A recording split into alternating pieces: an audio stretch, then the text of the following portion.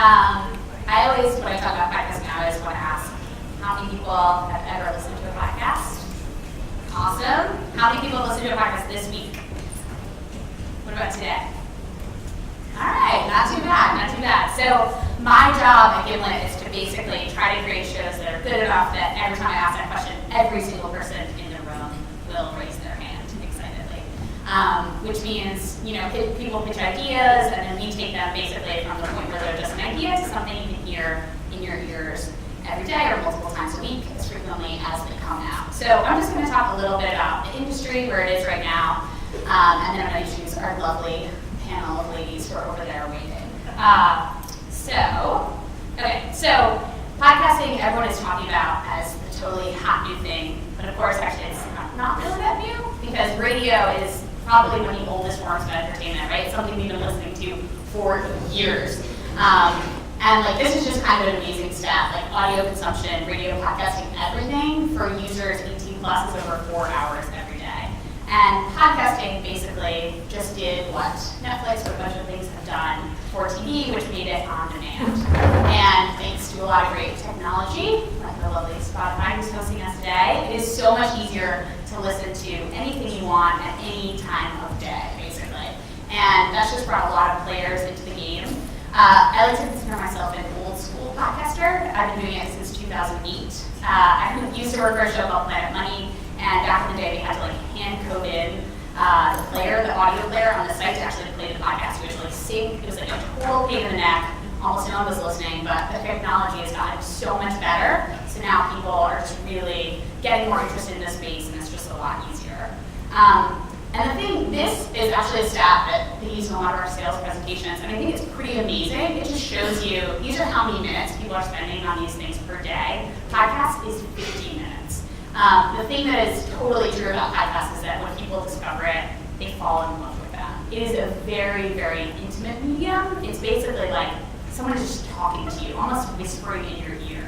And people have this attachment when they find a host or a personality that they really like, that they really connect with, and they just become obsessed. All the shows I've worked on, whether I've been on or off, when people get to meet the people who host the shows, they were just jazzed. Nazanin, who's over here in back, has been a frequent appearance on Startup, and people are just so excited to meet her because they just know her. They feel like they have a relationship with her.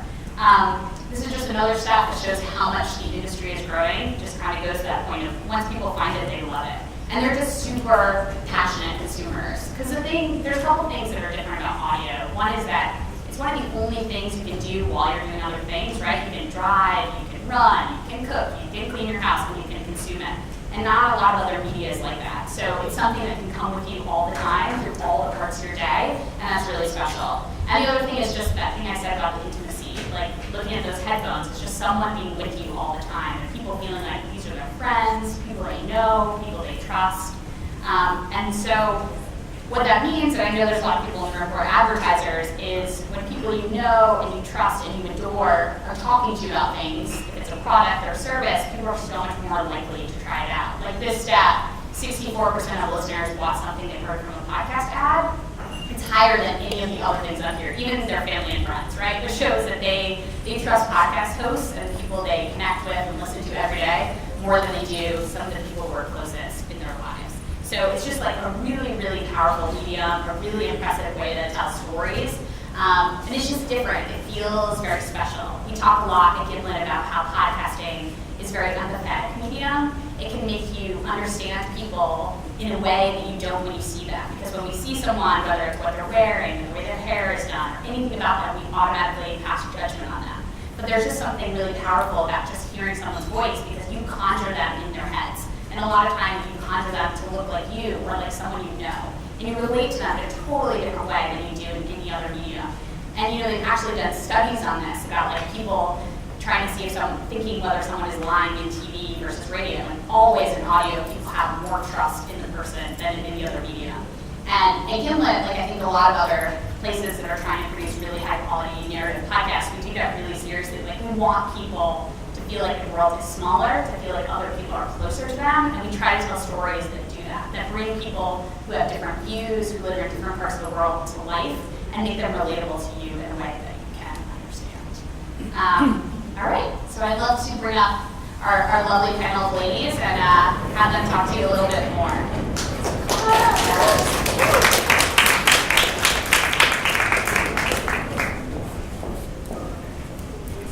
Turning the mics on. Yeah, I'm kind of sick here.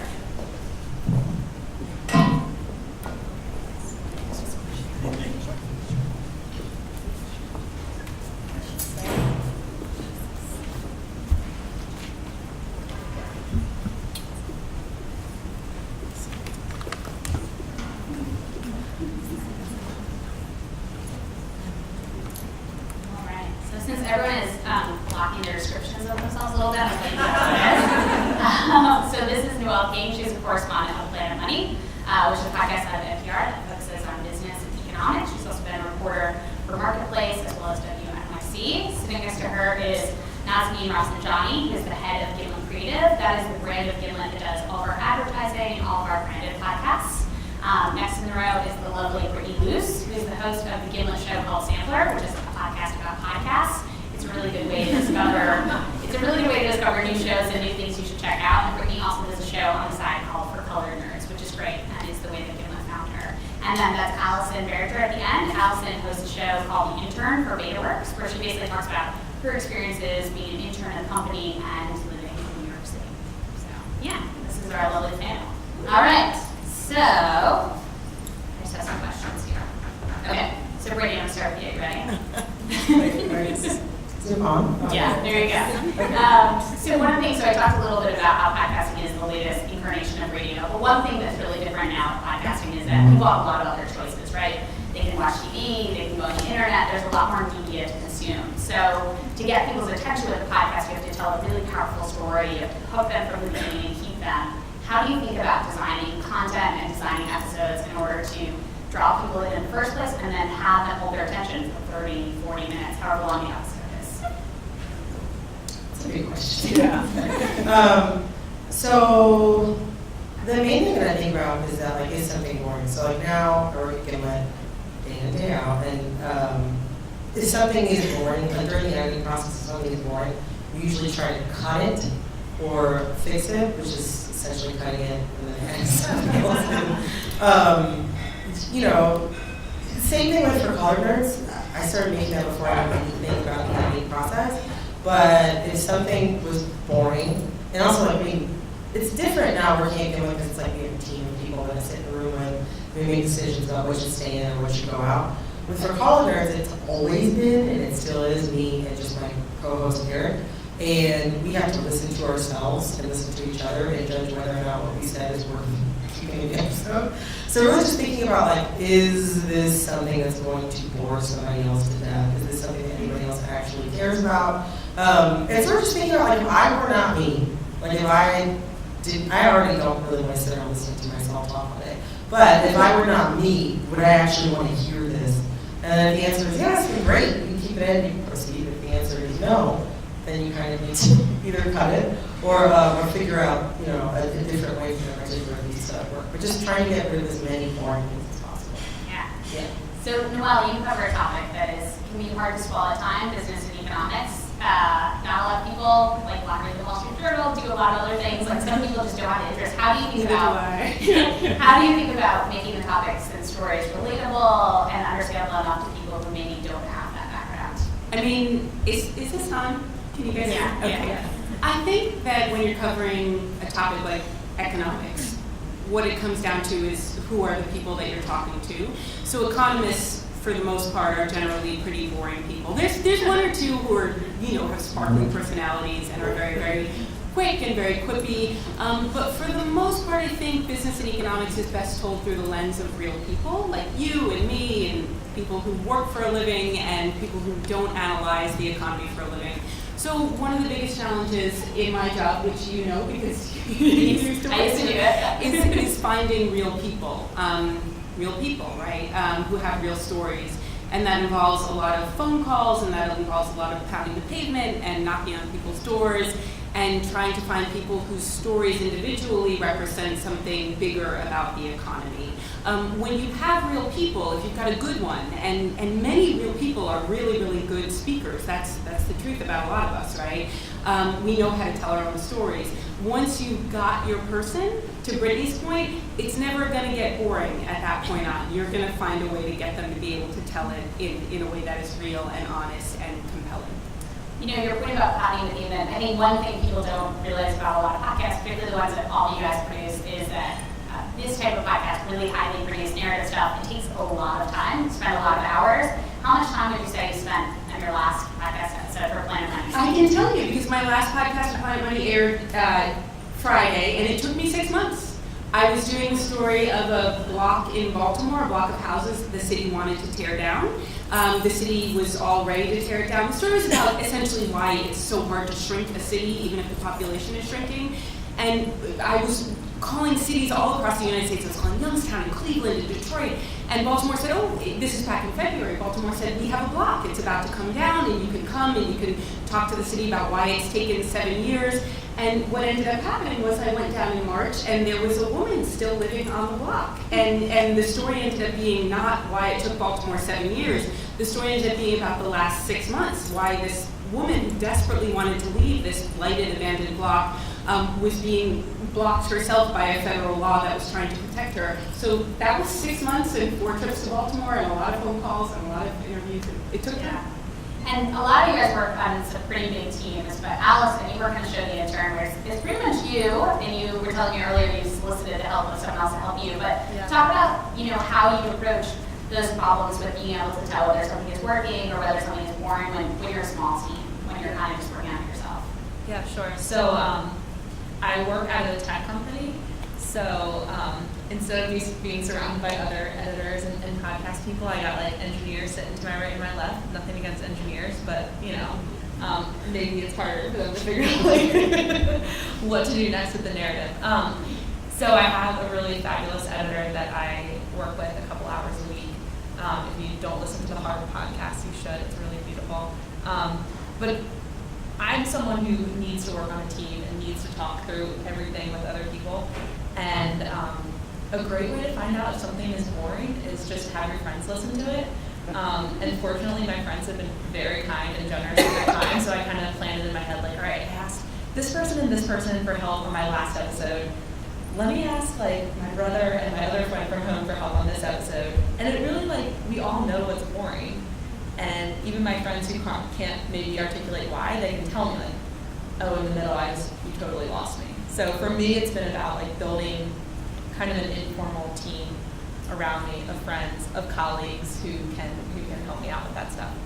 And I will say, like, that still happens even when you have a big team. We just watched the show July Science Versus, which is a great show about science.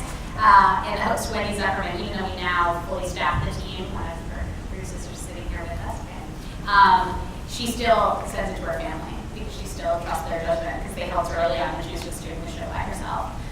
You know, another thing about your show is that it's really personal. It's really about your life and your experience. And I think one of the things that is special about this medium, particularly in the way a lot of us approach the storytelling and bring ourselves into it, is the response from the audience. So I'm curious if you've gotten any letters from fans or people who listen to the show that have particularly like touched you. I know at least one woman on the stage just got a marriage proposal. Brittany, I'm sure it's happened to a couple of these ladies, but I'm curious if you've gotten any letters that have stayed with you.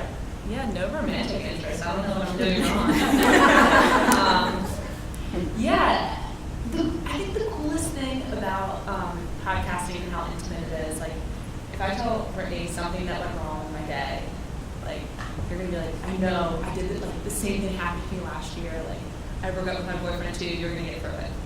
In the same way, I think that people respond to the intern because I am very upfront and about my worries, my concerns, how I fail, and so it's a really amazing feeling when people write to me and say, like, oh my gosh, I totally know what you're going through, and then people will just tell me stories. I mostly get notes from other young people who are trying to figure stuff out, and so it's like the most rewarding thing when you put yourself out there and you're like, oh, I don't know what I'm doing, I don't know how to do this, for someone to say, like, me too. So it's kind of cheesy, but I think it's true.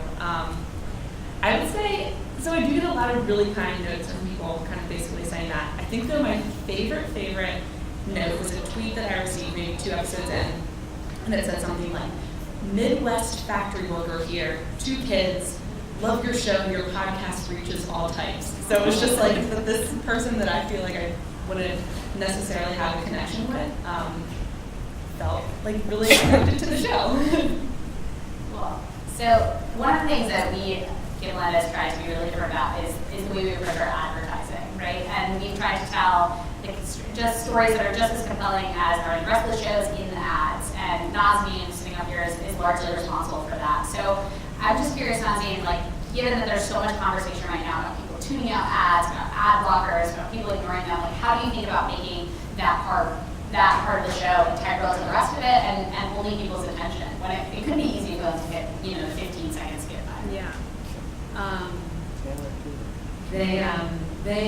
Well, right now there isn't like a ad blocker yet. You still have to like press a button a couple times. But what we do is we think of the advertising in all of our podcasts as we try to make it as interesting as anything else that you hear in the show. And I reject the idea that the ads have to be boring. I think you can make them just as compelling as the content, but also at the same time make sure that the audience knows that they're listening to an ad. So I guess like that's how we approach it. We use the hosts in our ads, and we make new ads every week, and we try to, like, in that 1 minute that you have or 2 minutes that you have, try to like create an emotional moment, something funny, something that is going to resonate with people. I think that's the general. And people do talk about, and we just got a note about one of the ads that was in that science show where the host joked about running kangaroos, and the person said they were around the ad and listened to it 3 times in a row because they liked it so much, which is great. So one of the things that often strikes me when I'm doing this job is like, we get to have a lot of fun and we get to do a lot of cool stuff. This science show we're working on, I got to go to a fracking site with my colleagues and like put on hard hats and like steel-toed boots is very deliberate and surely. We had this great time. We had this really intense conversation about fracking. And I'm just curious, Brittany, if you had a moment lately where you felt like, oh my God, I'm actually getting paid to do this. Like, this is pretty cool. Oh, here, yes, you can. One of my favorite episodes of Sandler, I don't know if you always say that, but it's true. There's another podcast called Another Round from BuzzFeed with Evan Tracy. It's a great show. If you haven't heard it, you should definitely listen to it. They always drink on their show, and then we had them on. It was like 11 o'clock in the morning, and we had like croissants and mimosas, and then we talked for 2 hours. I was there, and I was like, I can't believe this is my work day. I mean, I had to stop at a certain point. I had to stop at 1:30, and it was lunchtime, and I needed to eat. But it was crazy because we had this really great conversation. It resulted in a really good episode. But it was also just something really, really fun that I would have wanted to do anyway. And like I joke a lot with my senior producer, Sarah, because I have an all-female team, that like every day we feel like we're going to work on like a school project. Like I just wait for somebody to give me a grade. But it's cool because instead I get paid. But yeah, no, all the time. Another thing I think is like, and just thinking about you talking about being in the field, Noel, is like there are times where you know, talking about that earlier, when you have best laid plans, you're going to go to a place, you have this person all set up, and then something happens, and you kind of have to rejigger in the moment and figure out like, okay, wait, what is the story here, or like how do I find someone else? I'm just curious if you have a story about a time that's happened to you and how you kind of worked through it and found your way to something interesting. To go back to my block in Baltimore, I mean, it was actually a really good example of a time when everything goes awry because there was a date set for demolition for this block. I had gone down there on Planet Money's dime. I had a train ticket. I had booked a hotel. And then I get down there and they're like, it's not happening. There's still a woman living in it. And that happened 3 times. And then I copped on and started just calling her and asking her, are you out yet? No. Are you out yet? No. Are you out yet? No. But it is frequently when you're in the field, things change very quickly. They never ever go your way, ever. And so you have to adapt to the circumstances. But I think actually, arguably, that's a big part of the fun, right? I mean, thinking on your feet is something that you learn as a podcaster. You're going to have to do it, so you do it. When you think about how much of yourself you guys all put out there in your work, because I think that is one of the other things too, it's like, it's not so much kind of like a host, presenter, or newscaster telling a story, it's a lot of times like, we're all trying to bring the audience on the journey with us. And I'm curious, Allison, if there's been a moment in your show where you wanted to hold something back, or where you've had a moment where you're like, I really don't want to talk about this, but I know I have to. Have you ever felt that way? Well, the first episode opens with me. So, real life story is that last summer I was living with a boyfriend, thought I was going to marry him, realized I wasn't going to, packed a bag, moved out. That coincided with me starting at Betaworks and this whole crazy limbo period. And my editor, Caitlin, was really, really pushing me to like make the breakup a storyline that would go throughout the season. And I was like, I don't think so. And so I like mentioned it once. But that's it. So in the 5th episode of the season, I document my experience asking for a raise. And this was an episode that I was like, it was hard to produce because as I was going through this experience of asking for a raise, I was also recording it all and then trying to think about how it made for a good story. And I thought about like, I don't really want to include my salary in the episode. Like, I don't want to give the number. And my editor questioned me, she's like, it's going to be so unsatisfying to listen to this episode and then you'd be like, well, I'm not going to tell you my salary. Like, we're going to really talk about hard stuff here. And so she pushed me to say my salary. And that you hear that like top of the episode, what I make and what I'm going for. And then over the course of the episode is like my journey to figure out how do you figure out your value, and then secondly, like how do you negotiate for a raise. And I think that like including that what felt like such a personal piece of information was really what made the episode. And it's like once you start talking about that, like I have people who come up to me all the time now and like tell me their salary, and I just feel super comfortable. And I seriously encourage you all to share your salaries with your coworkers, because the only person it helps is the management. Seriously, talk to your coworkers about your salary; it will help. I did a quick work. Nice. I can share the experience of sort of having that weird. One of the weird things about working at Gimlet is that we are sort of documenting the story of our company as we're living it. And I have this very specific memory of being in an edit with my 2 bosses, Alex Bloomberg and Matt Lieber, and there was a sort of part of the Matt, so there was Matt sort of basically said, like, I think I sound like a dick. And I said, I think you sound like an asshole, but I think Alex sounds like an equally big asshole. And I, like, as words were coming out of my mouth, even though I knew it was an editorial comment, I sort of was like, I can't believe I just said that. But it was totally fine, because it was all in the context of this nice story we're trying to tell with the company. It's very strange.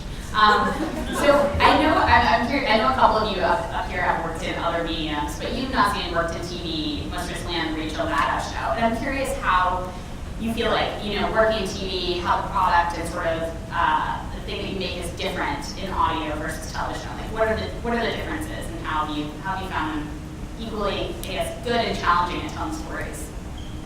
I think just what everyone's been talking about, like TV is really great at some specific things, and that's like, when I worked in cable news, so that's one specific kind of TV. But like when something huge happens in the world, like a lot of us still turn on cable news because you want to see it.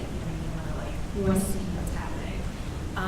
And I loved working at the Rachel Maddow show, but I think that's not where I started my career. I started my career at NYC in radio, and I think what I do, like what draws me back to audio, and what I love about it is just that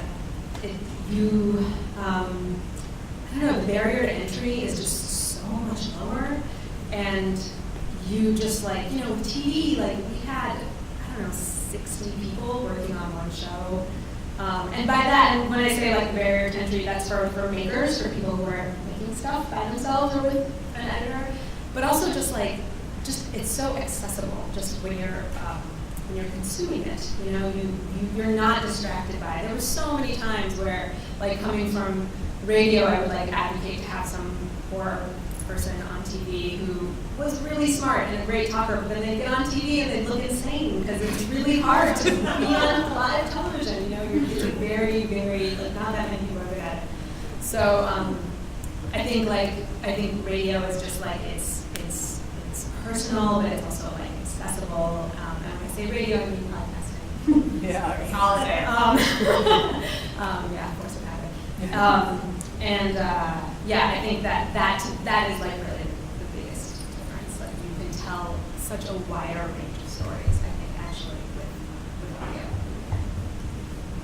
So one of the other things I think about a lot, like I like to ask people about, especially people who are like makers, because we're all always consuming each other's stuff, is this feeling I sort of call like tape envy, which is this moment where you hear someone else do something in a story and you're just like, oh shit, that was so good. Like I wish that I had done that. You just feel like kind of jealous. And so I'm curious, Allison, if you've heard anything recently that made you feel like, oh, brilliant, like I want to do that, or I want to make something someday that makes someone feel the way I felt when I heard that thing. That's a great question. I listened to stuff. Oh man.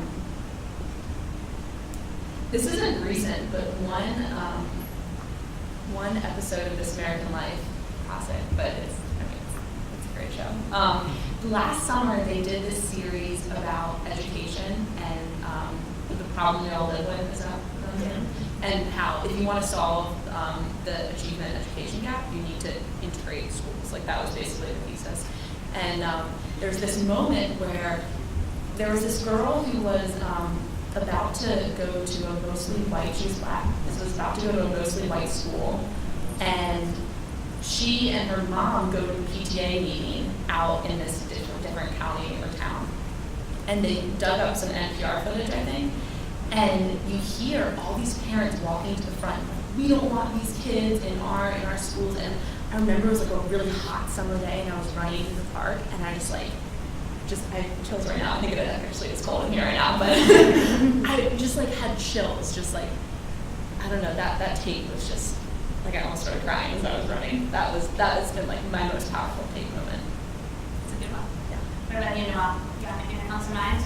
Yeah, I'm going to wreck Brittany's show actually, because the thing that I get very jealous about is when people laugh naturally. When they're not faking it, when somebody is actually just cackling over something. And Another Round is great at that. The Read is great at that. Sampler is also really great at that. You guys just laugh and you laugh and you laugh. And once I'm one of those listeners that, and this is again the intimacy of audio, if someone is laughing on tape, I'm going to be laughing along with them. It makes me look like a crazy person when I'm in the park or on the subway, but you laugh all the time, and I admire it.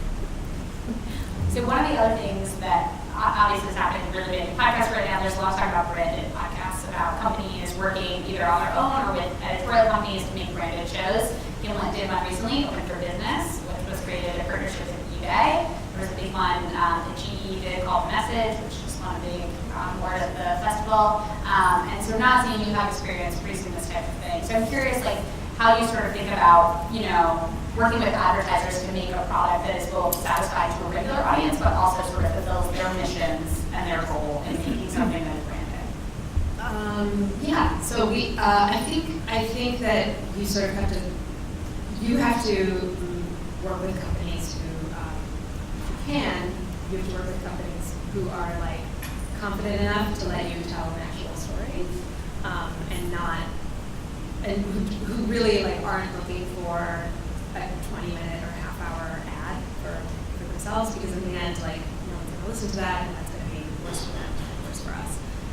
And so we really approached it as like, we approached Open for Business and the next one that we're going to do really as a partnership. Like, we listened to them and understood what their priorities were, what eBay wanted to get out of it, but then they let us kind of take the reins from there and pitch them back. Like, okay, well, you want to be thought of as a place where small business owners can start a business. Here's what we think you should do.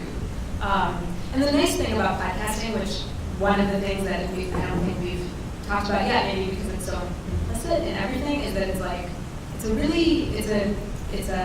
a great medium for just learning. And so eBay really wanted like hard and fast takeaways. They wanted like us to come out and they wanted each episode to have lessons. Which at first I was like, I don't want to do that.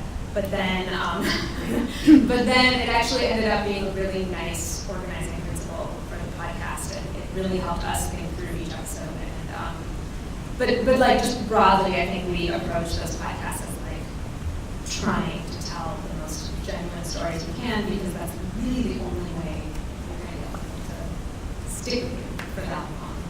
And that's a problem you face whether you're doing branded or not, right? Is that stores or somebody work with a story, they want you to tell the story in a certain way, which is maybe not the full or the true story. Like, I'm curious, Noel, how you think about sort of navigating that. When someone very clearly wants you to tell a certain version of the story, but in your duty as a journalist, there are other things that you must say, you must include, and how you kind of negotiate with them to sort of, to make sure that you tell the true story while still getting them to talk to you, because, that can be a difficult thing at times. I mean, I'm famously disastrous at that. I'm a people pleaser, and when I interview people, I see myself as like infiltrating their lives and their worlds, and I want to know everything about them, and I want to sit on their couch, and I want to go through their medicine cabinet, and then when the time comes to do the story and to include both the good and the bad, I mean, I suffer. I suffer immensely. I don't sleep. I had a story air on Friday. I have not slept since last Monday. I'm just waiting for the no. Yeah, I'm just waiting for someone to say, but that's not what I meant, or you took me out of context. A lot of reporters, I think, are sensitive people. I think that's just how it is. That's just how it works, and you need to try your best to step back. I'm not as successful as some others, but I do what I can. So Brittany, before you became a podcaster yourself, you had a long career, listening to shows, and I'm sort of curious, kind of what your gateway drug to podcasting was. What was the first thing you heard that you were like, I can do more of this? Oh, yes. Nobody is ever So I listened to, I'm probably writing a podcast off of saying this. I listened to, the first podcast that I ever heard was Pop Culture Happy Hour. But I didn't really understand how podcasts worked. I was maybe 19. This was maybe 2007 or 8. So it wasn't my phone, you know what I'm saying? It wasn't like I could just walk around and listen to a podcast. I was like, oh, this is cool. Okay. And so now that it's you can play a podcast on your phone, it's a totally different animal. The first podcast that I really listened to in my phone was probably Read. I listened to a few episodes of This American Life, but it didn't to me it still felt very much like an NPR program, and to me it's I listen to this in the car. Do you know what I mean? Because that was where I primarily did a lot of listening to that kind of programming. But the first show that really got me to use my phone, which is I think primarily what most people use. The first show that got me to use my phone primarily was The Read. It was appointment listening. It was every Thursday I knew that it was going to come out.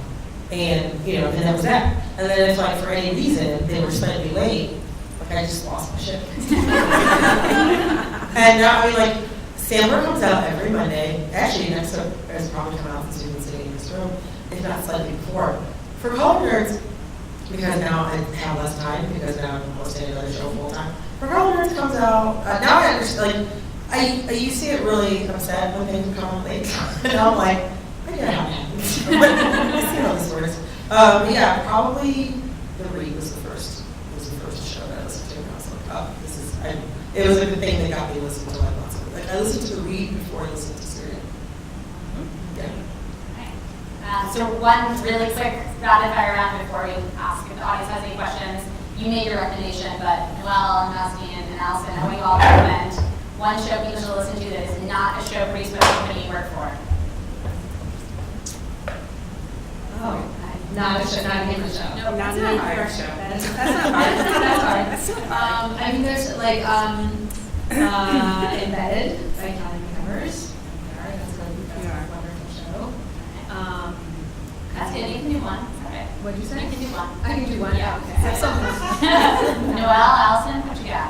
I see you pulling out your phone. Looking through my feed because I have so many that I know. Oh, I got one. The one I love, which is Had This Get Made, which is a show about terrible movies and very funny people laughing about how those terrible movies got produced. So good. So I don't even know who produces it, but my dad made a porno.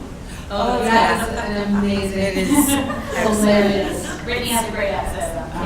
Listen to it with children. Okay, so I already gave a shout out to my editor's awesome show, The Fire. You guys should listen to that. The other one is How to Be a Girl. It's about this woman who has a transgender daughter, so born a son, and I admit I asked myself questions about ethics, like the ethics of making a show about your kid who's going through this gender transition. Both the host and the daughter are anonymous, but it's just really, really beautiful personal narrative.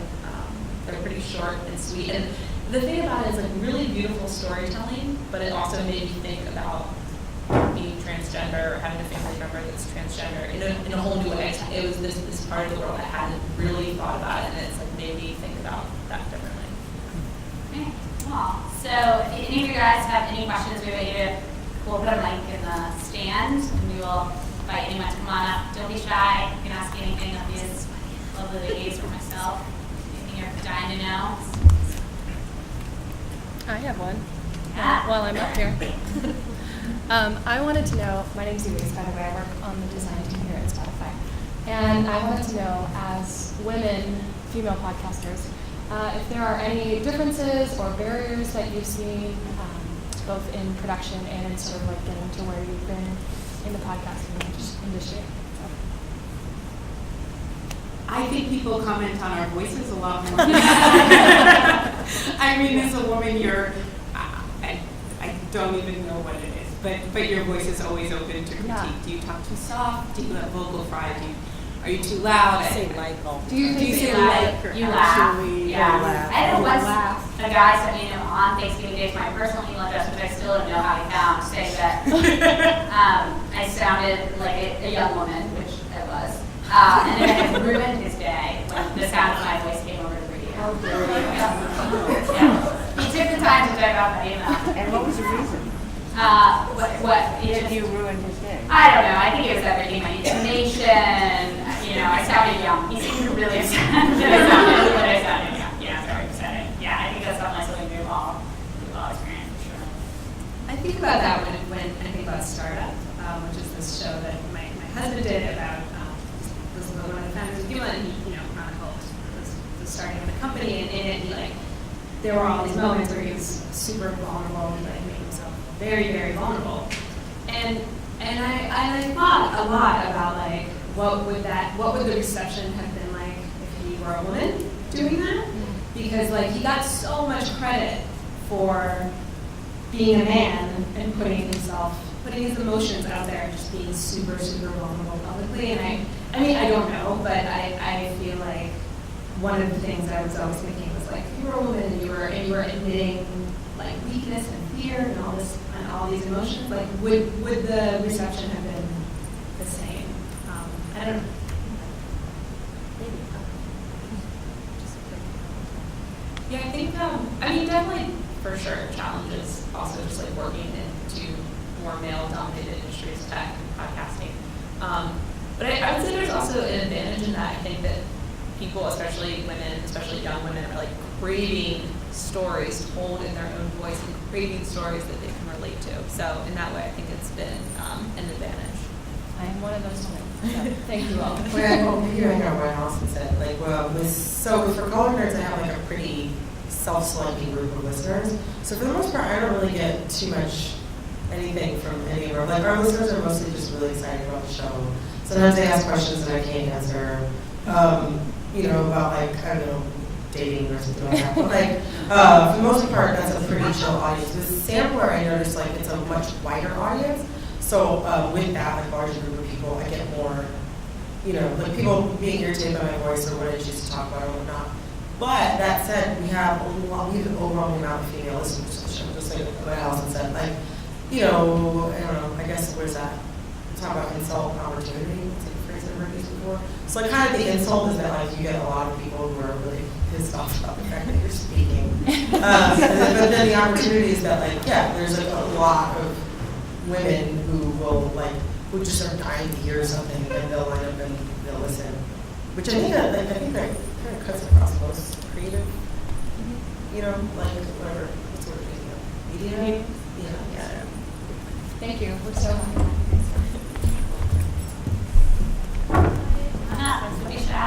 Hi. Hi there. So I'm wondering where is the technology on podcasting going? What I mean is I remember listening to a podcast on Planet Money about A/B testing podcasts. That was really, really cool. And I do A/B testing that's what I do for a living. So I'm wondering if any of the big companies are kind of developing A/B testing for podcasts. one intro, a second intro, which one works better, so thanks. I mean, that, I can say Gimlet is not working. I think that would be a dream. I think one of the things that a lot of us are hungry for in the industry is more data. NPR is this great app, NPR One, and one of the cool things about it is you can see where people fall off. So you can see you lost them at 5 minutes. You can see you lost them at 13, which is really instructive, right? Because you can go back and be like, okay, what did we mess up? Because the other thing, like, about podcasting is, like you said, you have to hold people's attention. People are always looking for a reason to stop listening. So you're always selling them. You're selling them hard. You're reminding them, this is where we've been. This is where we're going. This is why this is important. This is how I should feel. You're just doing that over and over and over again. And so I think we're all hungry for more data. The other thing, though, I think is that we're all doing, like, our darndest is spending so many hours just trying to get one version out. I mean, we're basically A/B testing everything before you've heard it. Most of us sitting up here on stage with 57 with Allison, just because she has a smaller group, I mean, we're doing multiple edits of stories in rooms with 7 or 8 people at a time, where people are saying, that was boring, I didn't like that, that was confusing, take that out, reword this. So we're kind of doing it incrementally over and over again, up to the point it gets to where you're listening. But I think, I don't know, personally, and I think a lot of us would love to, like, have that opportunity to get more information, because we want to make as good products as we can, just like everyone else. Hi. I think I'm close to the microphone. Just want to say this panel was wonderful. Thank you so much for coming out and spending your evening here. But to build on what you just said, I'm a writer, advertising writer by day, creative nonfiction, narrative fiction by night. My question to all of you is, how long do you let the review process go on? Because I love podcasts, and as a writer, I think, oh my God, they must be locked in a room for like 2 weeks, just listening to it obsessively. I mean, you have to review it, edit, review, but how many reviews do you do before you let it go? And do you go back and listen to your podcast after you post it? Thank you. Lots to take on. Brittany, on the face. So with Sampler, I have a really great senior producer who is also a mom, which I'm learning gives you like time management skills. So like I'm serious. She's so good at making sure the train stays on the track. So like we're really fortunate in that, depending on how many interviews we have to do with the person that we're speaking with, or depending on how much tape we start with, we may only have to, actually physically sit down and have maybe 3. But if you have and maybe 3 over the course of a couple of weeks, because Sampler publishes without fail every single Monday. We're not seasonal. There is no break. There is no other host. It is just me. There are though episodes that we have worked on for months where we will sit down and we will have edits on even just specific sections just to make sure that those sections work. So I mean, it could be anywhere from, 10 to 15 if it's a months long, episode, that we've worked on for months. Or if it's something that we've cranked out inside of a week, we may sit down 2 or 3 times. For Color Nerds, me or my partner will take it, and then we will just sit down and we will edit it, and then the other person trusts that they did a good job and didn't make them sound dumb, and then we put it out to the world. But as the show comes out every month, with us, we can't waffle too much just because we have to, sit down for the final mix, which is making sure the episode sounds beautiful. So done at 3 p.m. every Monday, and it's whatever it is at 3 p.m. on Monday is what we're putting out. So Sarah, my senior producer, always makes sure that everything is pristine by then. But depending on how long it took, it could be months or just a week. Thank you.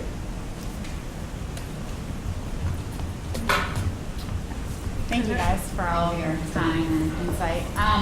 From someone who is really interested in podcasts and listens to them, but comes from more of a video animation production background, what advice would you give to sort of transition to the podcast lifestyle in terms of work? Do you mean in terms of for a career? Oh, okay. Yeah, if you're interested in sort of making that transition in the industry. Yeah, basically.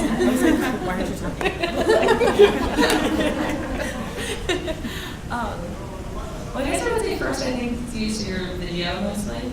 Video, animation, yeah, Then for you should like digital. bring that way of envisioning stories to radio, because I think that so often you like hear the kind of same rhythm of This American Life, of the NPR stories. Like you can kind of predict, you know, you feel it, and I feel like radio needs more people who come from different backgrounds to do it. And then I would say, in terms of getting into it as a career, just make stuff. Like just make stuff, and then have your friends listen to it, and then make more stuff, and then have your friends listen to it. And I don't have any other advice than that. But I think you should like use what you have, because I think we probably could learn on. Well, you have a film background too, but I feel like there needs to be more like crossing of mediums.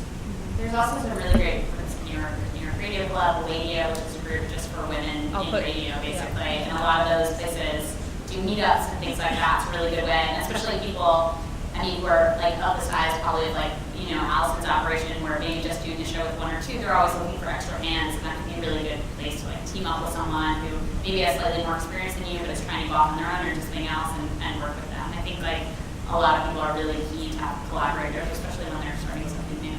Wait, one more thing. You said you work on like video and animation. Do you edit? No, produce. So I I would- need to oversee editors and I mean, yeah, you can hire honestly, resources. it's honestly, I mean, so I have a film degree. Editing video is harder than editing audio for me, because there's so many more elements that you need to keep track of. If you can manage somebody who edits video, and like, I'll be honest, I was extremely unwilling. Like, I cannot communicate to you how unwilling I was to learn how to edit. I agreed to start a podcast with my best friend. I was like, I'm not gonna edit any of this though. I'll talk to you about it. And then his wife got pregnant, and we didn't have any time to do it, so I had to start editing every episode. And then it just like, you know, after a while, it's just not that painful anymore. And like, I never reached that point with editing. I never reached that point with editing video. So like, anybody can learn how to edit audio on like Audacity, like the free software that you download. I would suggest using the free software, especially because Audacity is really close to Pro Tools. Yeah, that's what I was wondering. Yeah, it's really close to Pro Tools, which is what we use at Gimlet. I've seen what NPR uses. I don't know. And like Audacity is not too far from that either. So like, I would just like, yeah, just like what Allison said, make stuff, but also know like, if you know how to do video and animation, like you are ahead of me. Yeah, there's a really great resource if you're also interested in this stuff. It's called transom.org, TRAMSON, and there's like recommendations for equipment. There's also like narrative things, how-tos. Like, if you're interested in learning more, you should definitely read that. Anybody else? Yeah. You can project. Yes, I can talk about it. I'm sorry, go ahead. I have a quick question. Maybe the host or Nazanin, maybe you could. It was really fascinating to see that the purchase intent for podcast listeners is 62% and way above all of the other. Yeah. I found it interesting that the purchase intent was very high for podcast listeners, and I was wondering if you had any insight as to the overall market size of podcast advertising. Like, take for example, in the mobile marketing space, it's a multi-billion industry, and they say it's going to double, triple over the next few years. How does that compare to the podcast? That's it. I don't know. What I know is that year over year, the number of people who are there's some, it's like doubled in the last number of people who are podcasting. It's growing, and expecting to. And I was just looking at some chart about how the expectation is that they'll continue to grow through 2050, I think. So I don't know the like exact figures or anything, but I certainly feel like we are part of an industry that's only going to get bigger. I mean, if you think about cars, if you think about, just all of these places where listen and where podcasting can become easier to listen to, less to.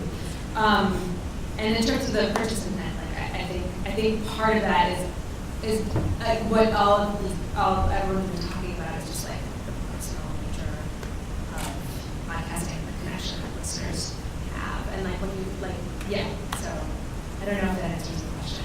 It's growing. But yeah, it's growing. It is.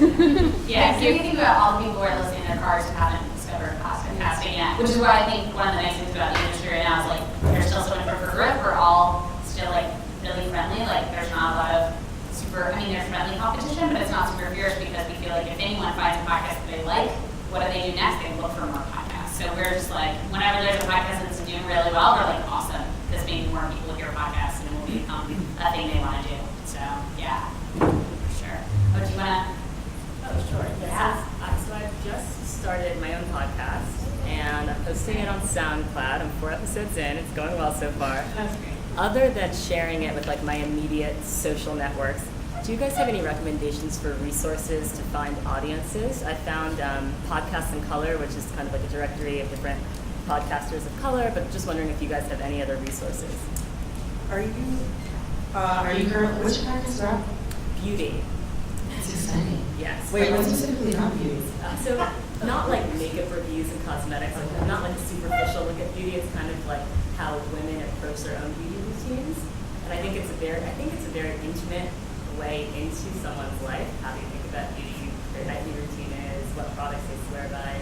So I kind of talk to women about That sounds really interesting. I would say first of all, send us a code to stand by. But also, are you saying only on SoundCloud right now?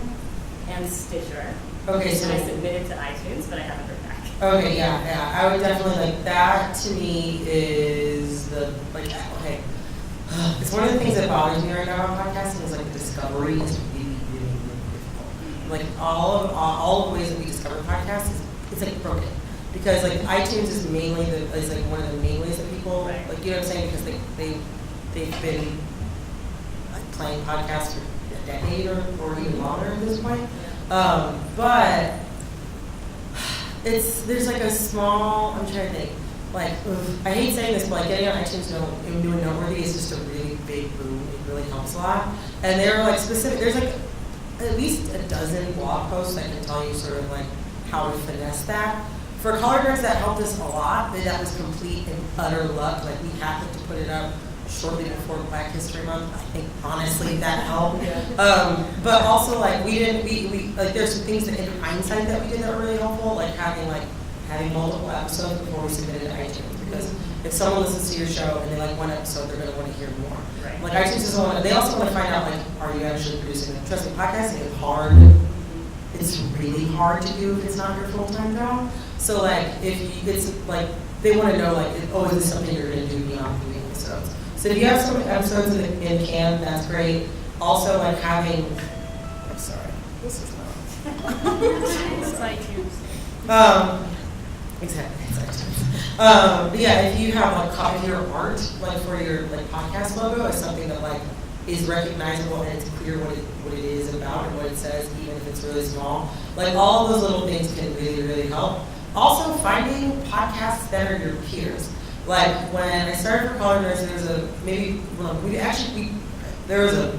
we started for Color Nerds 2 times. The second time we missed up. The first time we didn't commit to it. Eric and I would say, we're going to meet up, we're just going to be here and not talk about anything. Or I would come to his office and he was like, I'll make you a little wine and jeans when he told me he was in a meeting. So we didn't really get it done the first time. The second time, we actually like stuck with it. But then still there were about 4 months in between when we started and when we actually started publishing to iTunes.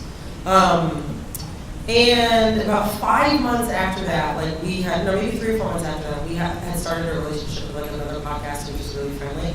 These 2 girls that were based in the Bay called Moon Girl. And I've since become friends with them. Like I happened to go speak on a panel in Oakland, like that, like 5 months after we put the show on iTunes. They were like, hey, you're going to be in Oakland? Do you want to just like meet up and record something? And I did record something. It's really ratchet. It was really fun. There's people writing all these crazy sex questions, and I answer them with my advice.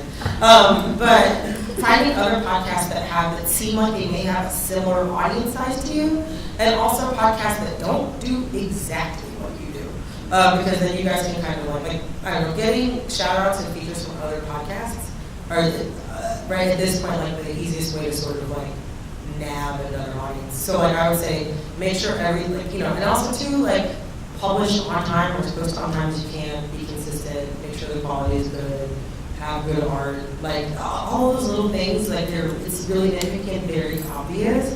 It's like telling someone to like eat right and exercise, like it's or like brush and floss. Like it's I feel bad almost saying it. But yeah, it's like you have to do all of like the little unfun things, but additionally make friends, use Twitter, send people emails, and just like be nice. Thank you. But also, what is the name of your podcast? Right. Oh yeah, that's the other thing. We should remember to tell everybody what you're doing. It's called Naked Beauty. Naked Beauty. All right. Everybody check it out. Cool. Other questions? We have time for like one or two more. Anyone has one? Come on up. Hi, Kiana Fitzgerald. I worked with NPR for a few years, so I'm pretty familiar with how podcasting works, but something that I haven't quite gotten a grip on is dealing with situations where you have to work with an editor who doesn't understand something that you're fundamentally trying to say or you need to include in the piece. How do you have that battle, and do you just walk away when you don't win? No. Noel over here nodding her head. I mean, reporters and editors are fundamentally in love with each other and at odds with each other. And when you're a woman or a woman of color and your editor is a man or a white man, and that's often the dynamic in our industry, you have to have the fight.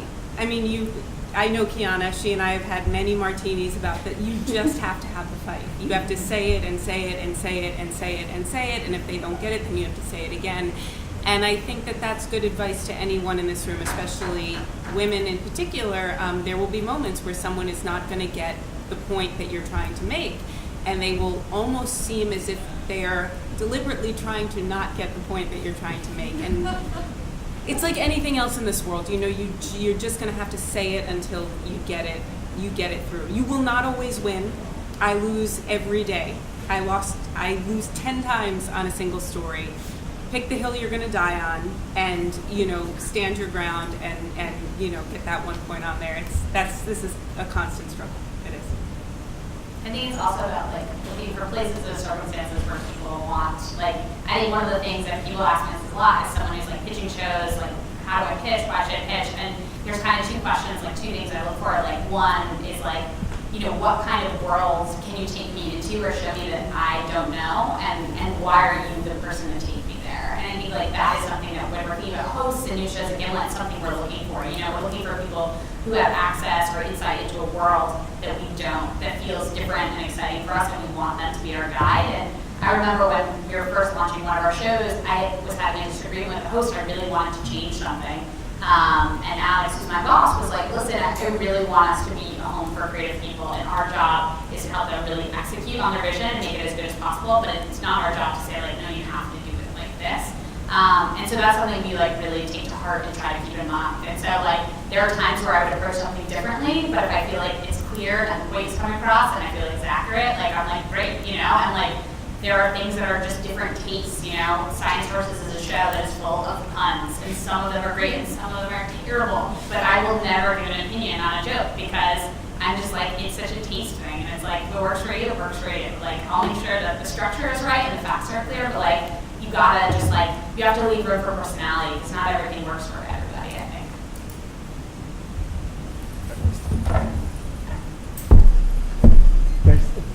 Thank you very much. I love podcasts. That's I'm proud.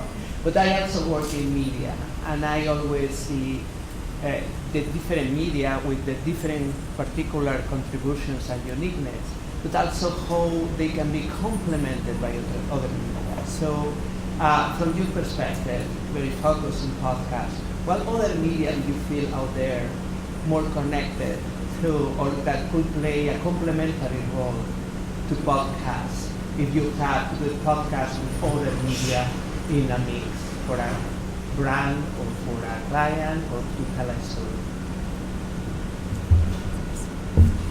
Oops.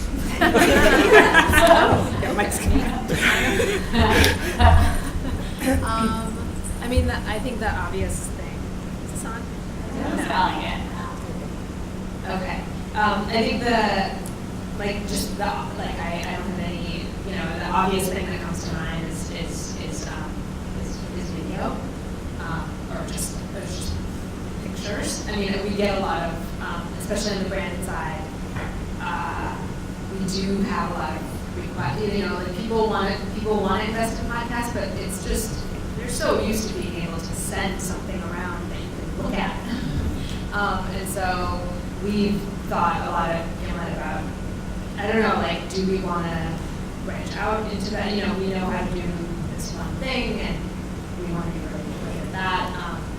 But that's really the only thing that comes to my mind is just like taking sound and figuring out how to essentially make a podcast, but add a visual element that's going to make sense. And I think there's also, like, we did a big project at Planet Money, this big t-shirt project where we made a t-shirt and followed it around the globe, and we told the story in multiple formats. One was video, we have Tumblr, we also did podcast and radio stories. And, certain mediums are good at telling certain kind of stories. We had a story about cotton, which in the video form has this beautiful drone shot of this massive cotton field. And one of the amazing things that's happening with cotton is that there's so few people actually doing it. It's so driven by machines. And that story in its radio form was just not able to was not able to tell that story as well as just seeing the visual, So I think it's a lot about thinking about, like, what is the story you want to tell and what's the best way to tell it. And sometimes podcasting is, and audio is the right choice, and sometimes it's not. And so I think it's just about, like, knowing where to go depending on what the kind of story is that you want to tell. All right. I think we're good. So everyone enjoy the drinks and snacks at the back, and thank you all very much for coming.